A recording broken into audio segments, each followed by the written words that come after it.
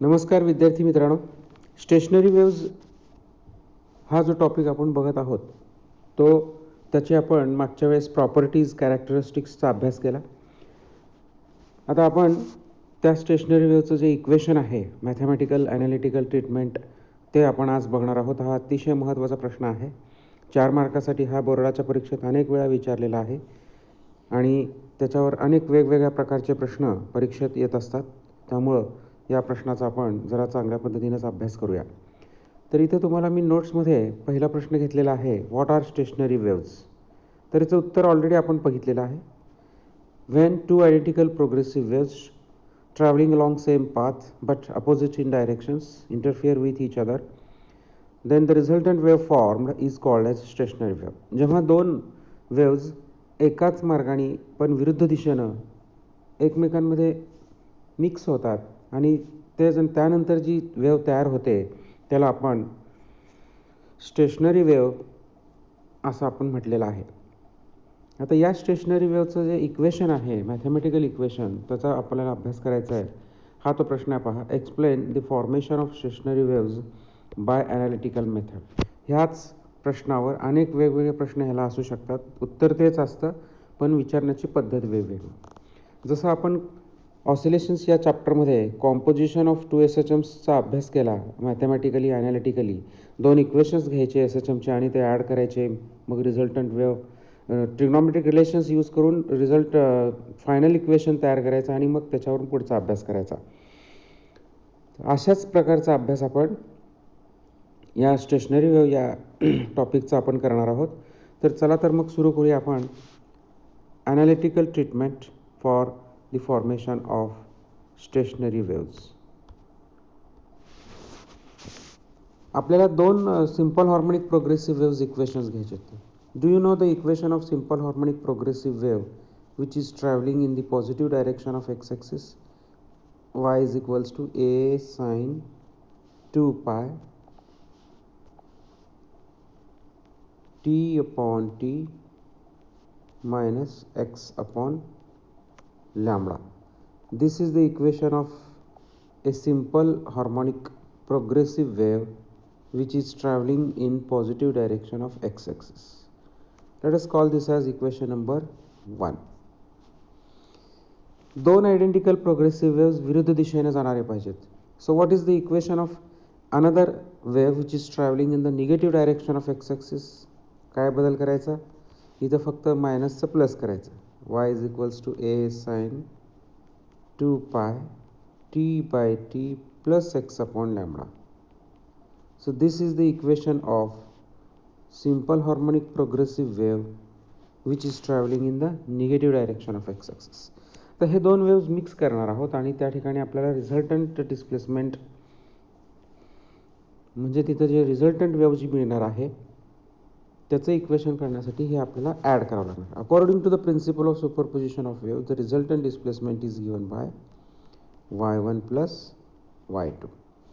मग आपण ह्या दोघांची बेरीज करूयात. y is equals to a sin 2 pi t by t minus x upon lambda. This is the first equation plus a sin 2 pi t by t plus x upon lambda.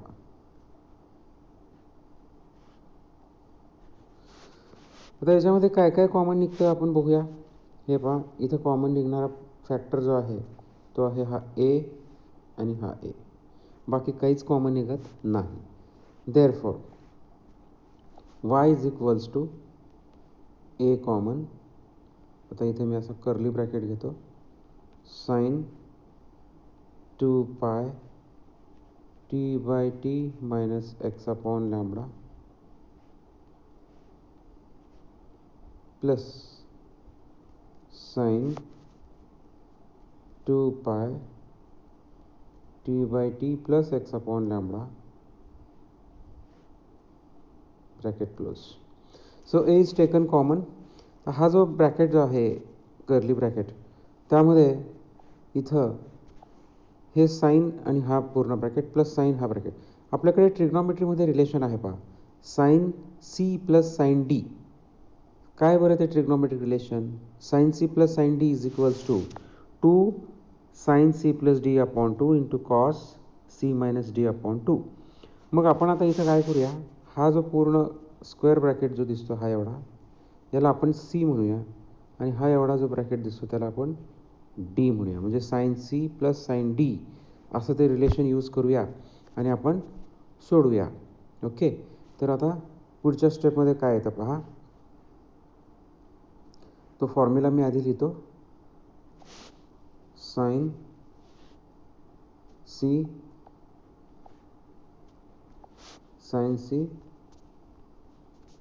Plus sine D is equals to 2 sine C plus D upon 2 into cos C minus D upon 2.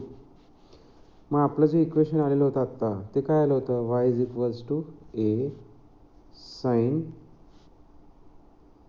2 pi T by T minus X upon lambda, याला आपण C म्हटलं, आणि plus sine 2 pi T upon T plus X upon lambda, याला आपण D म्हटलं. आणि अशा प्रकारे साइन सी, आता हे आहे सी, हे आहे पूर्ण हे स्क्वेअर ब्रॅकेट आहे सी, आणि हे आहे डी. चला तर मग आपण आता या ट्रिग्नोमेट्रिक रिलेशनचा उपयोग कसा करायचा पहा. Therefore y is equals to A, this A as it is. आता 2 sine C plus D upon 2 into cos C minus D upon 2 असं त्याचं एक्सपान्शन आहे साइन सी प्लस साइन डीचं. मग आता ते यूज करूया आपण. 2 sine C plus D upon 2 म्हणजे हे हा पूर्ण ब्रॅकेट सी आणि हा पूर्ण ब्रॅकेट डी. मग आपण इथं काय करूयात, हा सी ब्रॅकेट आहे असं घेऊया. 2 पाय टी अपॉन टी, आपण हे 2 पाय मी आतमध्ये घेतो आहे, 2 pi into T upon T, हे मायनस परत हे 2 पाय याला गुंतो मी एक्सला, x upon लॅम्बडाला, 2 pi X upon lambda, हे आहे सी. हे पूर्ण सी झालं. मी फक्त काय केलं इथं, हे 2 पाय ब्रॅकेटच्या आतमध्ये घेतलं, हे सी. आता प्लस डी, इथंही तसंच करूया. 2 पाय आतमध्ये घेऊयात, 2 pi T upon T plus 2 pi X upon lambda, हे झालं पहा C plus D divided by 2. 2 पाय सी प्लस डी अपॉन 2 आपण केलं. आता सी मायनस डी अपॉन 2 कॉसमध्ये घ्यायचं आता, into cos C minus D. C minus D म्हणजे परत तेच किमती घ्यायच्या, सी आणि डी यांची वजाबाकी. 2 pi T upon T minus 2 pi X upon lambda, हे झालं C, minus 2 pi T upon T minus 2 pi X upon lambda, हे पहा सी मायनस डी झालं डिवायडेड बाय 2. हे पहा याप्रमाणे हा अशा पद्धतीने आपण साइन सी प्लस साइन डीचा यूज केलेला आहे ट्रिग्नोमेट्रिक रिलेशनचा. आता इथं काय कॅन्सल होतं आणि काय राहतं बघूया आपण. हे पाय 2 pi X upon lambda minus आहे आणि 2 pi X upon lambda plus आहे, ते कॅन्सल होणार. आणि इकडे दुसऱ्या टर्ममध्ये बघूयात, कॉसच्या टर्ममध्ये 2 पाय टी अपॉन टी आणि हे 2 pi T upon T plus minus cancel झाले पहा. आता काय राहतं पहा, हे 2a राहणार साइन, इथं 2 pi T upon T 2 pi T upon T म्हणजे 2 times 2 pi T upon T upon 2 इथं राहणार. आणि इथं कॉसच्या ब्रॅकेटमध्ये बघा 2 pi X upon lambda 2 pi X upon lambda minus minus आहे, म्हणजे minus 2 times 2 pi X upon lambda in upon 2 असं इथं राहणार पहा. आता पुढच्या स्टेपमध्ये बघा काय लिहिता येईल आपल्याला. Therefore y is equals to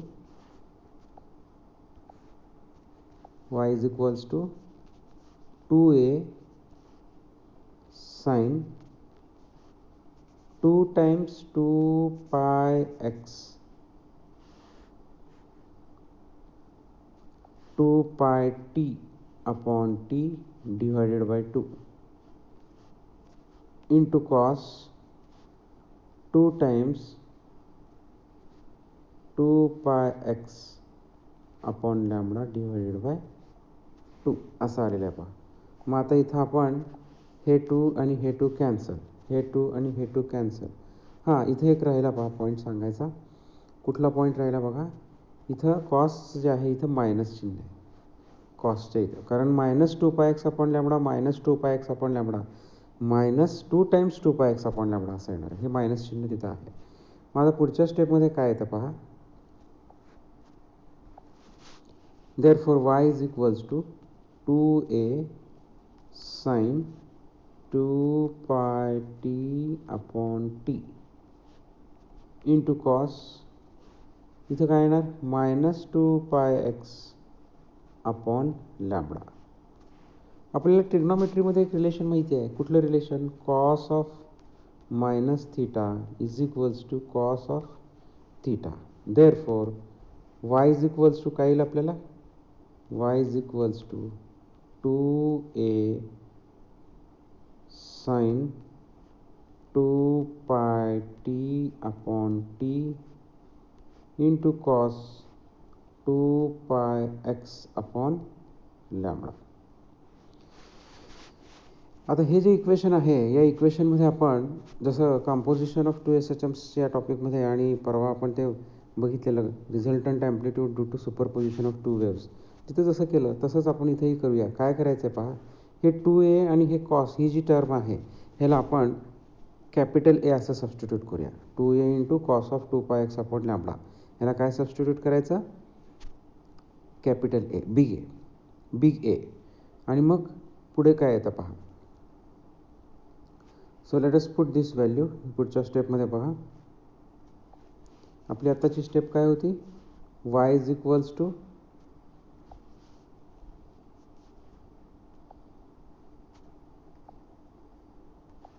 y is equals to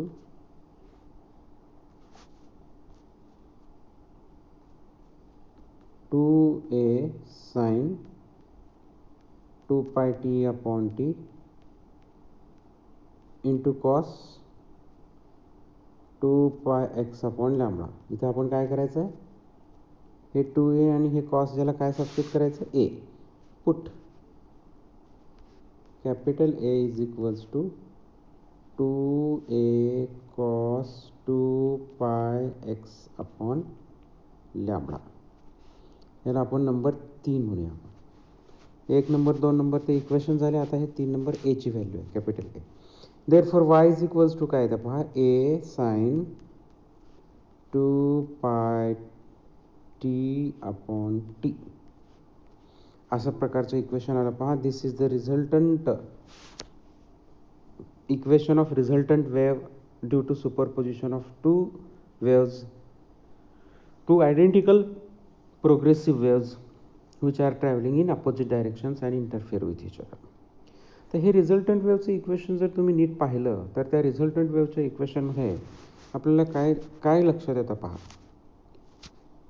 तर इथं आपल्याला लक्षात येतं की या इक्वेशनमध्ये साइन फंक्शनमध्ये एक्स ही टर्म आहे का? नाही. There is no term x in the sine function of this equation and therefore this is not the equation of a progressive wave. Progressive waveचं जे इक्वेशन आपण लिहिलं y is equals to a sin 2 pi t by t minus x/λ, त्याच्यामध्ये sine function जे आहे त्या sign फंक्शनमध्ये x term आहे आणि ते एक्स टर्म काय रिप्रेझेंट करते? That the wave is in motion, wave is propagating. पण या इथं आता बघा, हे 3 नंबरचं इक्वेशन, याच्यामध्ये 4 नंबरचं इक्वेशन बघा, याच्यामध्ये साइन फंक्शनमध्ये एक्स ही टर्म नाही. म्हणजेच काय की हे इक्वेशन प्रोग्रेसिव्ह वेव्हचं नाही. मग प्रोग्रेसिव्ह वेव्हचं नाही तर मग कशाचं आहे? स्टेशनरी वेव्ह, स्थिर तरंग, standing wave.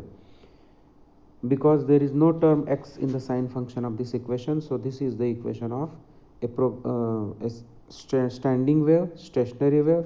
That this equation represents there is no propagation of energy in the medium. त्या माध्यमामध्ये एनर्जी ही ट्रान्सफर होत नाही. There is no transfer of energy in the medium and therefore we say that it is a standing wave, it is a stationery wave. So this is that equation of the standing wave, stationary wave. analytical treatment for the formation of stationary waves. हा जो amplitude आहे इथं हा amplitude, तो amplitude जर maximum असेल तर आपल्याला अँटीनोड दिसेल, आणि जर त्या ठिकाणी तो ॲम्प्लिट्यूड 0 असेल तर आपल्याला काय दिसेल? नोड दिसेल. मग आपण आता 2 केसेस करूयात. त्या 2 केसेस कशा करायच्या पहा. केस नंबर 1 फॉर अँटीनोड. अँटीनोड म्हटलं की ॲम्प्लिट्यूड हा मॅक्सिमम असतो. मग ॲम्प्लिट्यूडची व्हॅल्यू आपल्याला माहिती आहे. किती आहे ॲम्प्लिट्यूडची व्हॅल्यू? ए इज इक्वल्स 3 नंबरचं equation 2a cos 2πx upon lambda. This is the value of amplitude. This amplitude should be maximum. आता इथं मॅक्झिमम व्हॅल्यू ॲम्प्लिट्यूडची किती असू शकेल बघा. हे 2a तर कॉन्स्टंट आहे. आता हे कॉस थिटाचे व्हॅल्यूज कसे असतात? कॉसच्या व्हॅल्यूज 1 -1 0 0. म्हणजे कॉसची व्हॅल्यू मॅक्झिमम +1 असते आणि निगेटिव्ह मॅक्झिमम -1 असते. बाकीचे तर 0च आहेत. मग 2a इंटू +1 जर मॅक्झिमम +1 घेतलं, 2 इंटू +1 +2a होणार. आणि जर निगेटिव्ह मॅक्झिमम व्हॅल्यू घेतली कॉसची तर ती -1. सो 2a इंटू -1 काय होणार? -2a. म्हणजे मॅक्झिमम व्हॅल्यू ही कॉसची +-1 आहे, आणि म्हणून ॲम्प्लिट्यूडची मॅक्झिमम व्हॅल्यू होणार +-2a. That is the value of amplitude maximum value is +-2a. असं आपण या ठिकाणी घेऊ शकतो पहा. मग हे केव्हा शक्य आहे? दॅट इज व्हेन हा जो ॲम्प्लिट्यूड आहे, हा जो व्हॅल्यू आहे 2a, त्याच्यामध्ये हे कॉसची जी टर्म आहे cos 2πx अपॉन लॅम्बडा, या कॉसची व्हॅल्यू +-1 अशी व्हायला पाहिजे. किती अँगलला कॉसची व्हॅल्यू +-1 होते बघा इथं. हे पहा इथं सुरुवातीला 0 cos 0 1, नंतर cos 90 म्हणजे π/2 -1, परत cos 180 म्हणजे 2π, cos 2π 1, परत cos 3π 1, cos 4π 1, cos 5π -1, एकदा +1 एकदा -1 म्हणजे 0. कॉस ह्या अँगलची व्हॅल्यू किती असणार आहे? That is the value of this angle should be 2πx upon lambda. अँगलची व्हॅल्यू दॅट इज व्हेन असं लिहूयात आपण. That is when this angle 2πx upon lambda is 0, नंतर पाय, नंतर 2π, नंतर 3π डॉट. अशा प्रकारे ह्या अँगलची व्हॅल्यू जर असेल 0 π 3π तर तो कॉस किती असतो? +1 -1 +1 -1, आणि त्यावेळेस ॲम्प्लिट्यूड मॅक्झिमम होतो. मग आपण आता काय करूयात? ह्या 2πxची व्हॅल्यू एक घेऊयात आणि एक्सची व्हॅल्यू काढूयात. म्हणजे कसं? याप्रमाणे पहा. काय मिळालं आपल्याला? 2πx upon lambda is equals to 0 π 2π 3π dot. मग पहिली किंमत घेऊया आपण. 2πx upon lambda is equal to 0 अशी पहिली व्हॅल्यू घेऊ आपण. तर x इज इक्वल टू काय येईल? हे सगळ्या किमती पलीकडे ट्रान्सफर केल्या. Lambda into 0 0, 0 upon 2π 0, so x is equal to 0.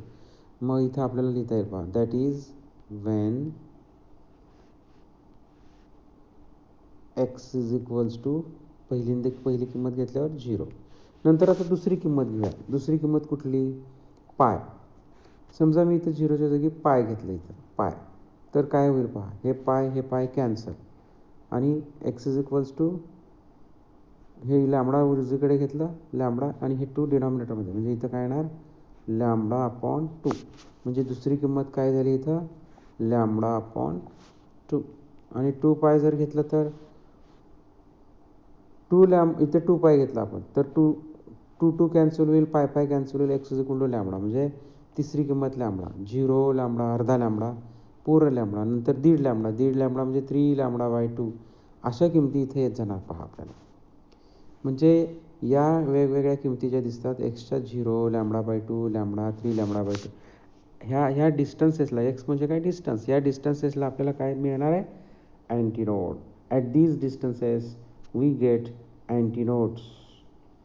अशा पद्धतीनं आपल्याला डिस्टन्स मिळालं. दोन लगतच्या अँटीनोडमधलं अंतर जे आहे ते किती असतं आपण काढू शकतो. कुठल्याही दोन किमती यातल्या डिफरन्स घेऊ शकतो. पहा, डिस्टन्स बिटवीन टू सक्सेसिव्ह अँटीनोड्स, दोन लगतच्या अँटीनोडमधलं अंतर. कुठल्याही दोन किमती घेऊया आपण. आता तिसरी आणि दुसरी घेऊयात, लॅम्बडा मायनस लॅम्बडा बाय 2. पहिली जरी दुसरी घेतली तर लॅम्बडा अपॉन 2 मायनस 0, लगेच लॅम्बडा बाय 2 उत्तर येतं. म्हणून आपण काय करूयात, तिसरी आणि दुसरी किंमत घेऊयात, लॅम्बडा मायनस लॅम्बडा अपॉन 2. एक लॅम्बडामधून अर्धा लॅम्बडा गेला, किती राहिलं, अर्धा लॅम्बडा, म्हणजे लॅम्बडा बाय 2. म्हणजे कुठल्याही दोन किमती घ्या तुम्ही आणि त्यातला डिफरन्स घ्या, शेजारच्या दोन किमती घ्या, त्यातला डिफरन्स घ्या, उत्तर तुम्हाला लॅम्बडा बाय 2 येणार. So distance between two successive antinode is lambda by 2. हे इथे आपल्याला याच्यातून कळायला पहा. आता आपण अशाच प्रकारे काय करूयात, केस नंबर 2 घेऊयात की ज्याच्यामध्ये नोड आपल्याला मिळेल. So case number 2 for node. नोडमध्ये ॲम्प्लिट्यूड किती असतो, मिनिमम म्हणजे 0. आणि हा ॲम्प्लिट्यूड माहिती आहे आपल्याला, 2a cos 2πx upon lambda. ही व्हॅल्यू किती व्हायला पाहिजे, 0 व्हायला पाहिजे. केव्हा होईल ही व्हॅल्यू 0, जेव्हा हा जो कॉस थिटा जो आहे तो 0 व्हायला पाहिजे. Cos of 2πx upon lambda, ही व्हॅल्यू, कॉसची व्हॅल्यू 0 यायला पाहिजे. मग किती अँगलला कॉसची व्हॅल्यू 0 येते, आत्ताच आपण मागाशी बघितलं. हे पहा, इथं 1 - 1 हे 0 0, म्हणजे कॉस पाय बाय 2 इथं, त्यानंतर 3 पाय बाय 2, नंतर 5 पाय बाय 2, नंतर 7 पाय बाय 2. म्हणजे अशा वेगवेगळ्या अँगल्सला कॉसची व्हॅल्यू 0 असते. पाय बाय 2, 3 पाय बाय 2, 5 पाय बाय 2, 7 पाय बाय 2, म्हणजे सगळे ऑड पाय बाय 2. मग आपण पुढे लिहूया, दॅट इज व्हेन हा अँगल जो आहे 2πx अपॉन लॅम्बडा, त्या अँगलची व्हॅल्यू किती असायला पाहिजे, पाय बाय 2, 3 पाय बाय 2, 5 पाय बाय 2, डॉट डॉट डॉट 7 पाय बाय 2 असं येणार. मग आता एक एक किमती घेऊयात. पहिल्यांदा 2πx upon lambda is equal to pi by 2 घेऊ आपण. काय येतं पहा, 2πx upon lambda is equals to pi by 2. Separate असं लिहायचं आणि सोडवायचं आहे. हे पाय आणि हे पाय कॅन्सल. पहा, हे 2 पलीकडे ट्रान्सफर केलं, 2 × 2 4 होणार, म्हणजे एक्सची व्हॅल्यू काय येणार, लॅम्बडा अपॉन 4. लक्षात आलं का बघा. मग आता ही एक्सची किंमत आपण लॅम्बडा अपॉन 4 इथं घेऊया आणि आपण पुढे जाऊयात. बघा काय होतं, that is when x is equals to, पहिली किंमत किती आली, लॅम्बडा बाय 4. आता मी दुसरी किंमत घेतली 3 पाय बाय 2, त्याच्या जागी एक्सची किंमत दुसरी घेतली मी. बघा आता एक्स 2πx अपॉन लॅम्बडाची किंमत 3 पाय बाय 2 घेतली, तर परत काय होणार, हे पाय पाय कॅन्सल, हे 2 2 4 होणार, आणि 3 × लॅम्बडा 3 लॅम्बडा अपॉन 4 असं येणार. मग मी आता इथं किमती घेतो, याची पुढची किंमत घेतो 3 लॅम्बडा अपॉन 4, आणि 5 पाय बाय 2 घेतल्यावर काय येणार, 5 लॅम्बडा अपॉन 4. अशा किमती आपल्याला मिळाल्या. मग आता ह्या किमती कशाच्या आहेत, नोडच्या आहेत. म्हणजे या डिस्टन्सेसला आपल्याला नोड दिसणार आहे, म्हणजे ॲम्प्लिट्यूड 0 असणार आहे तिथं. मग आपण दोन लगतच्या नोडमधलं अंतर काढू शकतो, ह्याच्यातला डिफरन्स घेऊ शकतो. कुठल्याही दोन शेजारच्या किमती घ्यायच्या आणि त्यातला डिफरन्स घ्यायचा. काय किमती आल्या, x is equals to lambda by 4, 3 lambda by 4, 5 lambda by 4, dot dot dot. मग आता दोन कुठल्याही लगतच्या किमती आपण घेऊयात. काय येतं पहा, distance between two successive node is equal to, दुसरी आणि पहिली घेऊयात, 3 lambda upon 4 minus lambda upon 4, LCM 4. 3 lambda minus lambda, 2 lambda, 2 1 is 2, 2 2s are 4. So we get the answer as lambda upon 2.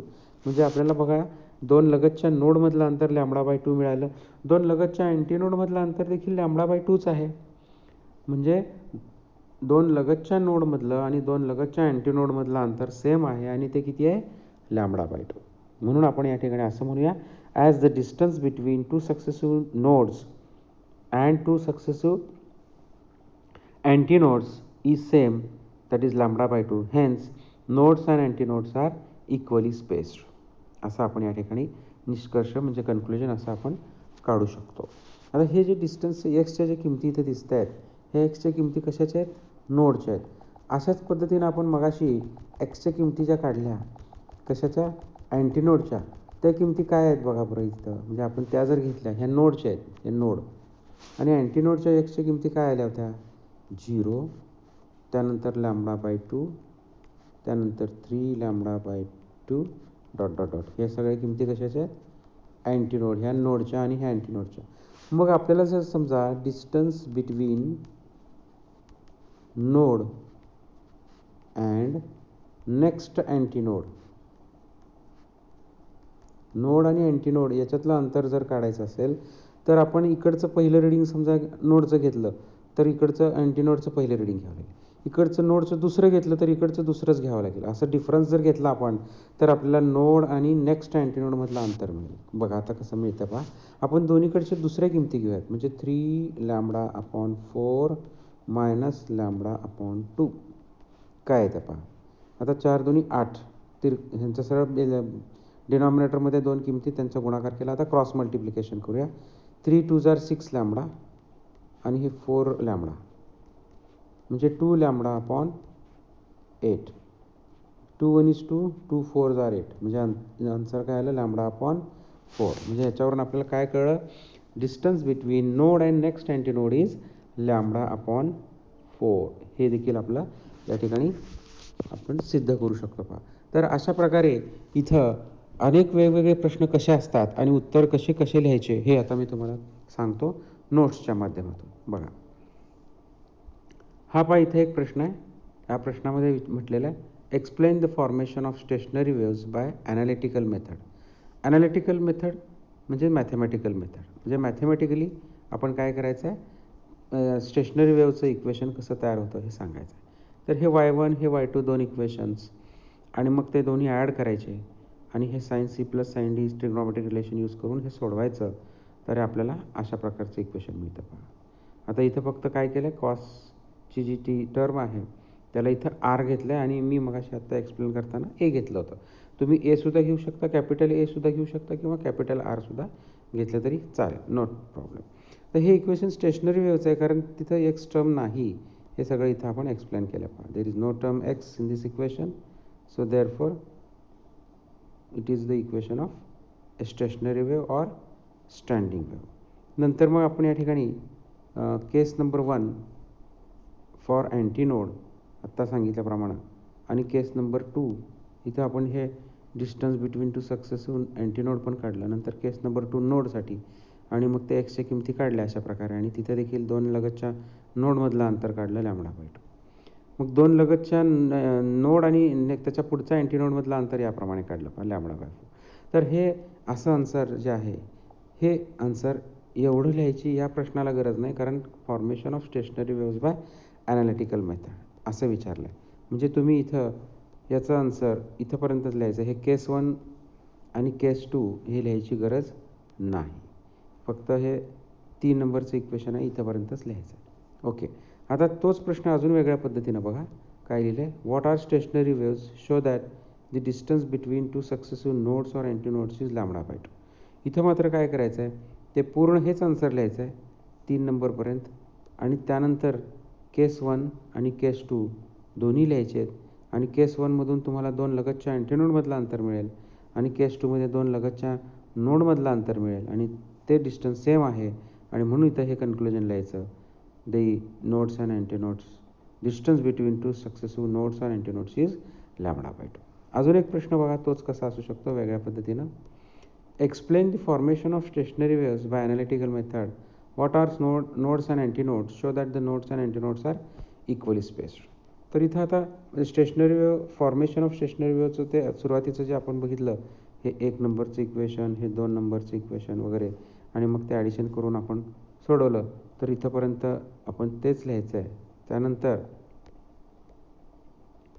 केस 1 आणि केस 2 आणि त्याच्यावरून हे 2 लगतच्या नोडमधलं आणि अँटीनोडमधलं अंतर ते मिळालं आणि हे सेम असल्यामुळं आपण त्या ठिकाणी कन्क्लुजन लिहायचं इक्वली स्पेस्ड. हे पहा ते दोन्ही सेम आहे, त्यामुळे इथं आपण लिहायचं ते इक्वली स्पेस्ड. ओके. तर असाच अजून एक प्रश्न या ठिकाणी घेतला आहे पहा. What are stationary waves show that the distance between node and next antinode is λ/4. मग ह्याचा आन्सर पण परत तसंच तेच सगळं लिहायचं आणि केस 1 केस 2 झाल्यानंतर आपण जसं मगाशी केलं की दुसऱ्या किमती घेतल्या आहे पहा 3 λ/4 आणि λ/2 आणि ह्याच्यातली जी वजाबाकी आहे ती आपल्याला λ/4 या ठिकाणी अशी मिळते पहा. ओके. तर हा झाला वेगवेगळ्या पद्धतीने विचारणारा हा प्रश्न आणि इम्पॉर्टंट क्वेश्चन आहे. याचा अभ्यास चांगला करा. 2-3 वेळा हे सगळं लिहून काढा. हा प्रश्न होमवर्क जो आहे जसं मी तुम्हाला नेहमी देत असतो तसं हे तुम्ही न बघता लिहून काढा 2दा-3दा आणि तुम्हाला त्याचा आन्सर पाठ होऊन जाईल आणि हे मॅथमॅटिकल मेथड हे ट्रीटमेंट तुम्हाला परफेक्ट होईल. ओके. थँक्यू.